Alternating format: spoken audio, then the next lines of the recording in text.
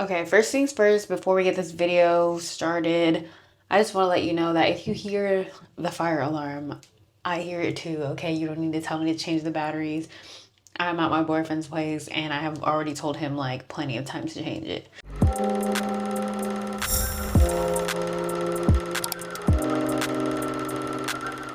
Hey guys, my name is Chelsea, but you can call me Chelsea Dog. So I wanted to make this video just so you guys can kind of get a little bit of an introduction into who I am. Honestly, I didn't really know what to say about myself, like other than, oh yeah, I do Muay Thai and I'm Filipino, despite the Brazil shirt. Let's just keep it real. We use ChatGPT for everything, so why not make a prompt to ask me the questions for my own YouTube channel? Do you know what I'm saying? Let's just go with it, okay? First question is, what made you finally decide to start a YouTube channel and why now? Okay, so honestly, I've been like editing and making videos since I was like 12, 13, maybe even younger. I think the first time I started editing was on Microsoft, what was that called? Movie Maker, Windows Movie Maker. And me and my friends used to just make like little lyric music videos. It was just really accessible. And eventually I just learned how to use everything else, like Adobe Premiere. Now I kind of use DaVinci. I use CapCut more than anything just because it's honestly so much quicker. Anyways, moving forward, the reason I decided to start a YouTube channel now, it's like the first time in my life where I'm doing something creative and I'm actually getting paid above minimum wage, which is cool. But at the end of the day, I work for a startup, so it's not the most stable job. I literally never know if I'm gonna have this job a week from now. So I really just want to make sure that I'm still fulfilling myself creatively. And then on top of that, I think just the industry that I'm in for my job, it just started feeling a little bit like brain rot. And honestly, like I really just want to do things that are fun for me. And if that means, you know, trying to make day in the life videos and just vlogging my everyday experience, like that's just what I'm gonna do. As far as my vlogs go, I do want to challenge myself to be a little bit more creative with it. If you've seen my first post, which was my Din Tai Fung anniversary video, I was really just testing out this new camera that I got.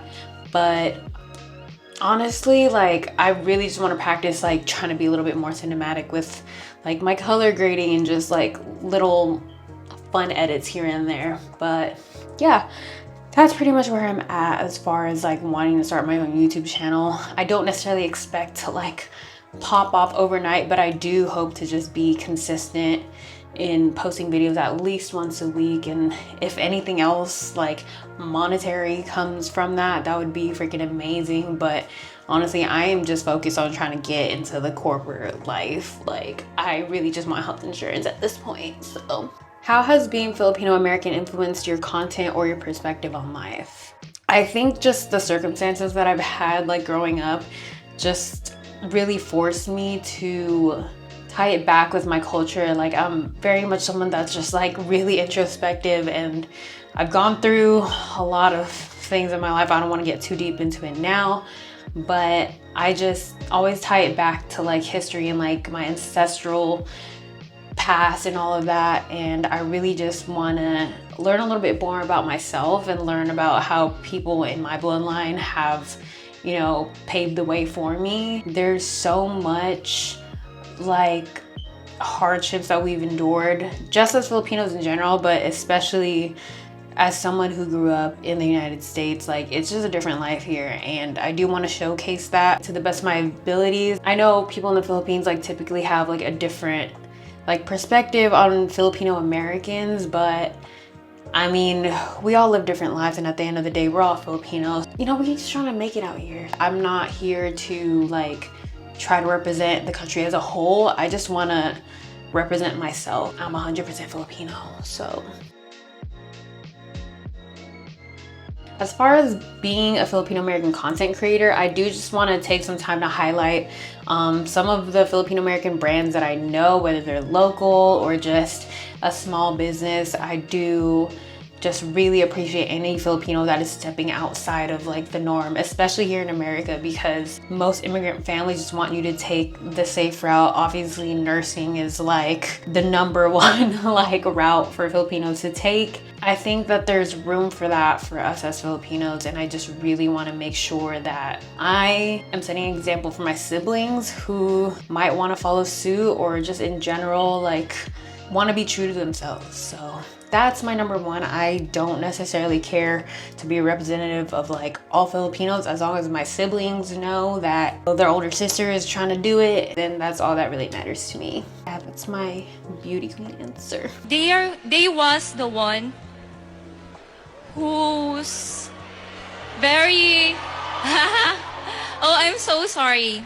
My family, oh my god. You've been training in Muay Thai for years. How did you first get into it? This is kind of a long story for me, but I'm just gonna try to make it as short as possible. I started around 2018 maybe in Muay Thai, but I will say that I already had a background in a martial art. I started Taekwondo when I was like 10 years old. I did competitively for about 3, 4, 5 years more or less. Anyways, once I got into high school, I wanted to try other things like track. I did volleyball because my dad forced me to. I was on the dance team. That was kind of like my main thing in high school. I really wanted to pursue dancing, but that dream didn't quite work out for me after I graduated. So I ended up just wanting to feel that same exhilarating feeling that I would get from kicking people. And also I was just like really stressed at the time. So I was like, you know what, let me look into like MMA, kickboxing, that kind of thing. Long story short, I found the gym that I train at now, which is in LA, and I've been there ever since. Got addicted to it like pretty early on. Like literally the first day that I walked into the gym, I was like, I love this shit. And I didn't even feel that way with Taekwondo, because with Taekwondo it was such a love-hate relationship, but it was something for me and my brother to do. I really just started getting into it because I wanted to get back into shape.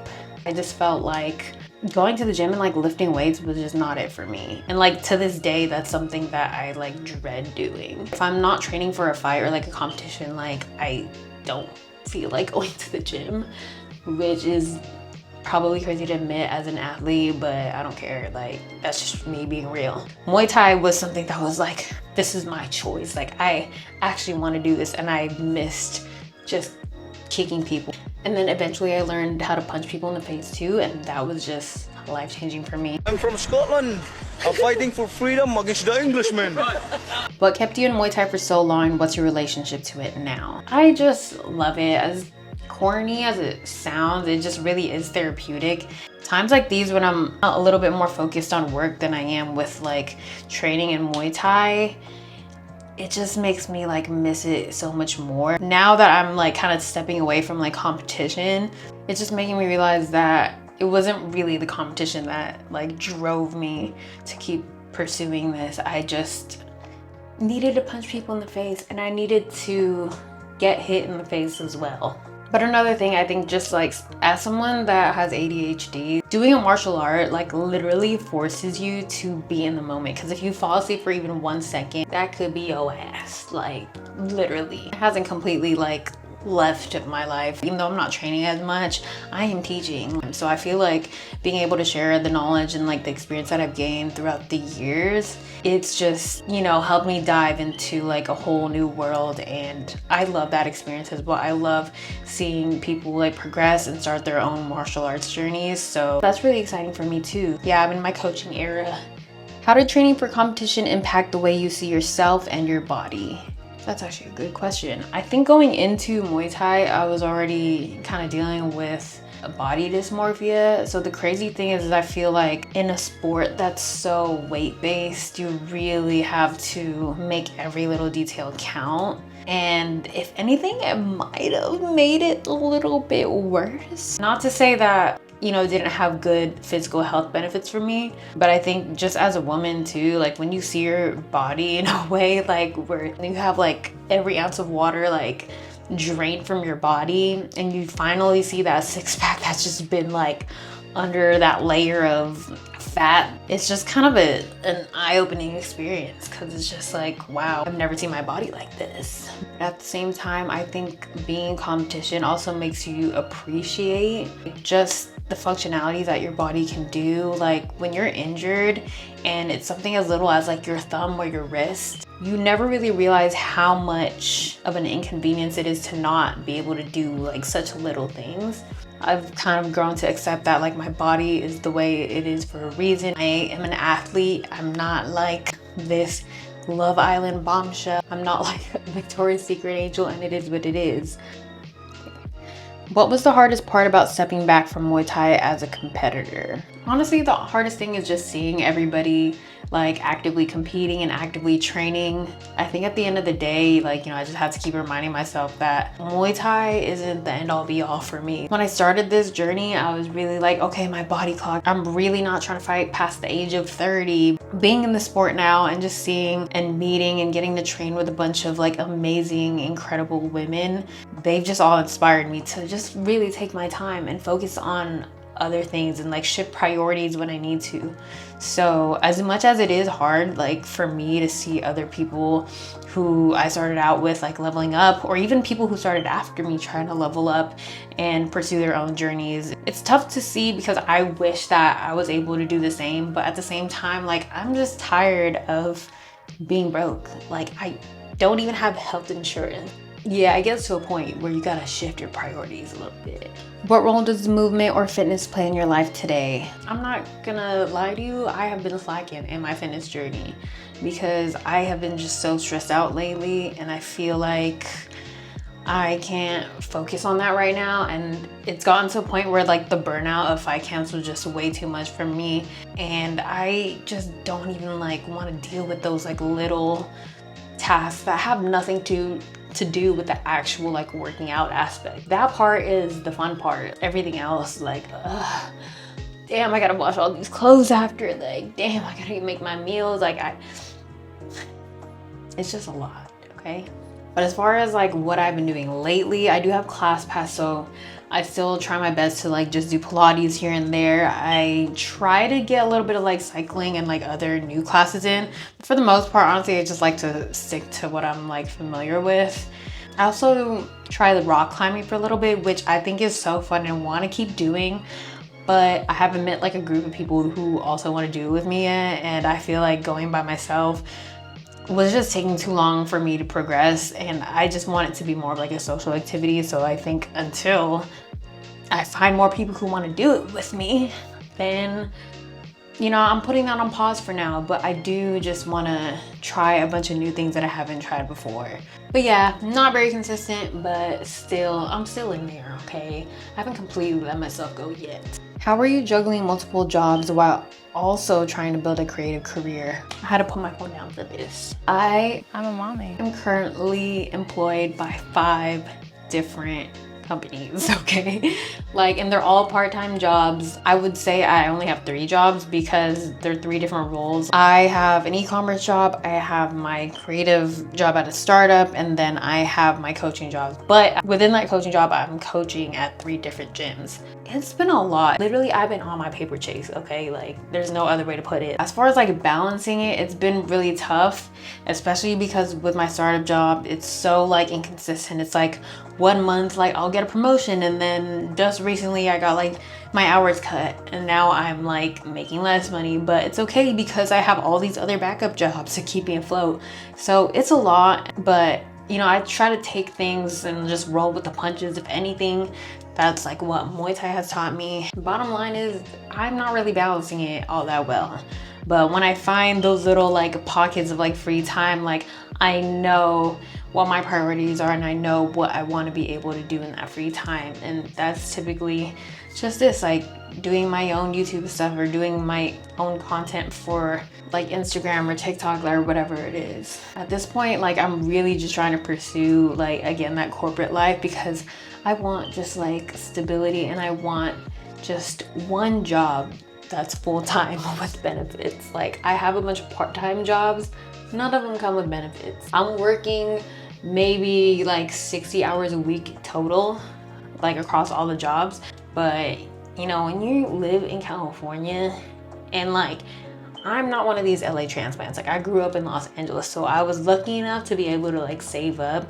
All of my finances that I've saved up through the years just like went towards Muay Thai. So now that I'm shifting back into my focus of pursuing a creative career, I am saying bye to my dream of becoming a world champion in Muay Thai, because that's not gonna happen anytime soon. Maybe down the road, but right now, I want my own place. I want to come home after training and be able to like eat and do laundry and just relax for a little bit, okay? But I gotta take the steps to get there before I shift over and try to head down that path again. I kind of think of it as like when I was in fight camp, like all my free time was going towards Muay Thai, but now my free time is going towards my creative process and like all the little things that I feel like I didn't have time for when I was training for fights all the time. If anybody was curious, I am a triple Libra. I don't know if I subscribe to all the Libra traits necessarily, but I do like the concept of like balance and like the scales, and I suck at it, but I do think that that's something that I'm always trying to like look at. What does your life look like right now as you enter your 30s? I'm pushing 30 and it feels like I am nowhere near where I'm supposed to be in life. Like, let's just keep it a buck. I don't know like how we got here. I will say I'm very, very, very proud of myself. My financial situation has done a complete 180 since like 6 months ago. I had like 5K in debt, which isn't crazy, I guess, like compared to most people. I dropped out of college twice, so I really don't have anything like to pay for other than my own credit cards. Now I'm like pretty much debt free. The only reason I haven't like completely paid it off is because I don't want to just have my credit score drop, but I could if I wanted to. And on top of that, savings account has been established, my Roth has been established, credit score is above 800. Like, hello, like we're making little moves one at a time over here. For now, I'm just trying to embrace the 4 digits of my bank account right now. It's not a lot compared to most people, but it's a lot compared to where I was at just last year. So what kind of videos can we expect to see from you, and what kind of energy are you bringing? Like I said earlier, I do want to do vlogs that are a little bit more cinematic. I just want to really challenge my editing skills. I am going to try my best to talk a little bit about myself, which is probably the more uncomfortable thing for me to do, because it's like, bro, I am nowhere near where I want to be in life. Like, I don't want to be this like influencer. I just want to like make content. And at the same time, I feel like putting myself out there kind of scares me now. Sometimes I just want to like go off the grid. I want to be able to do that, but at the same time, I eventually want to have a little bit of freedom in my life to do things that just suit the lifestyle that I would like. A lot of things I want to do, there's a lot of things I want to try. I'm just taking you guys with me so we can all figure this shit out together, because I know maybe some of you guys haven't figured out either, but if you can work together, then it's like, you know what they say, you want to get there fast, travel alone. If you want to go far, travel together. I'm probably butchering that quote. Shout out Marshawn Lynch. If you know me, you know that's like my favorite. I would watch Marshawn Lynch videos as a ritual before fights. I know he didn't make that quote, but he said it in an interview, so to me, it's his quote. If you want to go fast, go alone. If you want to go far, go together. And all that shit meant to me was family first. Keep your family first, and at the end of the day, if you gotta go and you bring your family with you, then you'll be able to get there if you go together. It's really up to the viewers. Like, if I have enough people who are curious about, you know, my lifestyle and that kind of thing, sure, I'll take suggestions. I also just want to practice like articulating myself a little bit more. I feel like sometimes when I'm talking or just speaking, I feel like sometimes when I'm speaking to people, I don't sound the way that I think I do in my head. And I just want to get better at like talking. What's something you're doing now for fun or healing that your younger self wouldn't expect? This is a very tough question, because my younger self always knew what she wanted to do and was very stubborn on the fact that she wanted to do something creative and wanted to be like some kind of athlete. I feel like I've always had a vision of what I wanted for myself in my future. I just never really knew what steps to take. So I'm still kind of figuring things out as I go. I will say that there's a lot of things that I've had to unlearn from my childhood, and especially throughout my like adolescence, that now I'm not necessarily subscribing to anymore in my pushing 30 era. I think it's just the way that I approach and like look at things are differently now, and I try my best not to be like influenced just by, you know, like people telling me how I should be like moving and thinking and speaking, all of that. Like I think I'm just a little bit closer to just being like my true authentic self, and that I can, you know, be proud of. If someone's watching this and feeling stuck or behind in life, what would you want to say to them? Just hang in there, trust me. Like I literally just felt like that like 6 months ago, okay? And I had no idea what I wanted to do. You have to just lean into your support system. Even in the times when I felt like I didn't quite have a support system and I had to figure things out on my own, like if you have any ounce of belief in yourself and any ounce of belief in a higher power or like the universe or God, whatever it is that you want to believe in, if you think that you have like a purpose in life, just keep going. Like that's all there really is to it. It's tough. Trust me, most people are having a hard time, but you might as well just try your best little by little. Keep the ball rolling. And if that's not working, at least keep yourself entertained. Put on Love Island and binge watch a reality show, but then get back to it.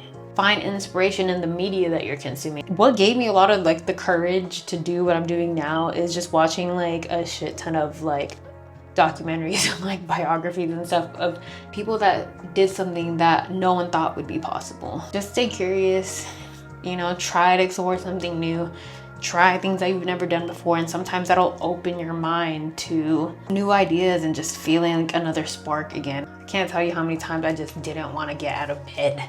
Like I'll be laying down in bed and like my bladder is just killing me, but I don't want to get up, because if I would get up, that means I have to wake up and get going. And that's hard. It's fucking hard. Sometimes it feels like everybody's against you, but you gotta be that person for yourself. At the end of the day, it just is what it is. It's tough love. Like you just gotta do it for you. Thank you guys so much for watching this video. Like I said, you can expect to see a lot more vlogs, Q&As. I don't know, give me ideas. Give me ideas on what you guys want to see from me. Are you curious about Muay Thai? Are you curious about my job? Are you curious about me being a college dropout? Actually, you know what? I dropped out of college twice, so maybe I will make a video about that. Honestly, this Pushing 30 series is just gonna keep going. But first, I'm gonna need some subscribers. So if you haven't already, please go ahead and subscribe so I can feel motivated to keep making videos like this. Also, just like it, you know, comment. Unless it's something hateful, don't comment that shit. Don't dislike my video either.